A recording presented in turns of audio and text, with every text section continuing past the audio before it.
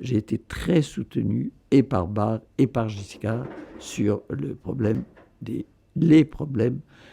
que les femmes posaient à l'époque pour le retard qu'elles avaient dans leur liberté.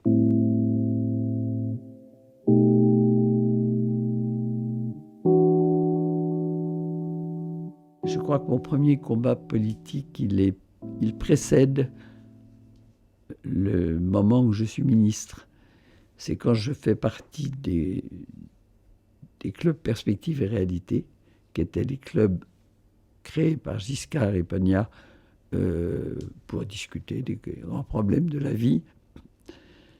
Et j'ai eu un problème lors d'une réunion importante à Lyon, où je parlais justement de ce que je pensais de la vie des femmes d'alors, et où on m'a dit « mais c'est le parti de Giscard, c'est le club de Giscard, et vous ne devez pas dire ce qui ne va pas, vous devez dire ce qui va ».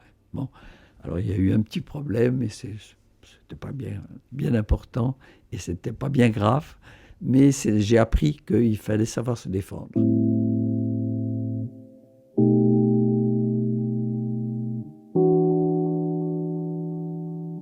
Perfit me prend un jour dans un coin et me dit « J'ai une très bonne nouvelle à vous annoncer. Grâce à moi, vous allez devenir ministre. » Finalement, on a trouvé, j'ai constitué un cabinet paritaire. J'avais 6 femmes, 6 hommes. Et on a beaucoup travaillé parce qu'il y avait beaucoup à faire et que j'avais les mains tout à fait libres. Le Premier ministre Barre n'était pas un grand féministe, c'est le moins qu'on puisse dire, mais quand je lui apportais un projet qui était bien ficelé, c'était toujours oui.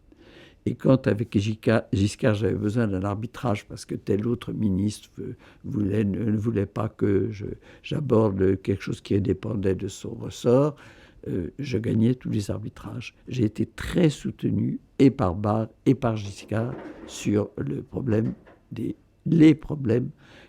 que les femmes posaient à l'époque pour le retard qu'elles avaient dans leur liberté.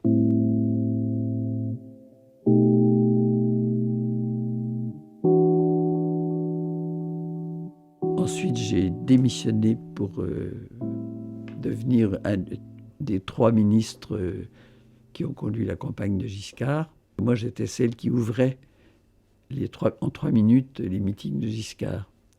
J'ai adoré parce que chaque fois qu'on descendait sur le tapis rouge pour aller à l'estrade, il me disait « J'aimerais bien aujourd'hui que vous parliez de ce que je fais pour les jeunes. » Et moi, j'avais pensé justement parler des vieux. Je dis n'importe quoi, mais c'était jamais la même chose.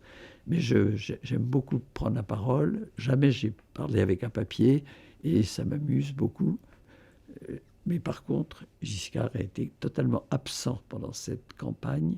J'étais à côté d'un homme absent. C'est-à-dire que ça ne l'intéressait pas. Ou il était si sûr d'être élu que je n'ai jamais su pour quelle raison, alors qu'il était très intéressé chaque fois que je l'avais vu pour un dossier ou pour un autre, là, il était ailleurs.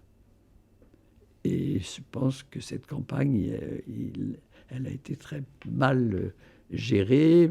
Il se passait des choses à l'Élysée et des choses à Marignan. Tout le monde se disputait. Enfin, c'était vraiment pas une bonne période de ma vie. Ça a été une période difficile parce que quand vous avez le sentiment que vous êtes sur un toboggan et que vous allez tomber, moi j'étais certaine qu'on allait perdre. Je l'accompagnais dans les messages officiels à la télévision et je lui disais dans la voiture « Monsieur le Président, de quoi parlerez-vous aujourd'hui ?» Il me dit « J'en sais rien, je verrai ».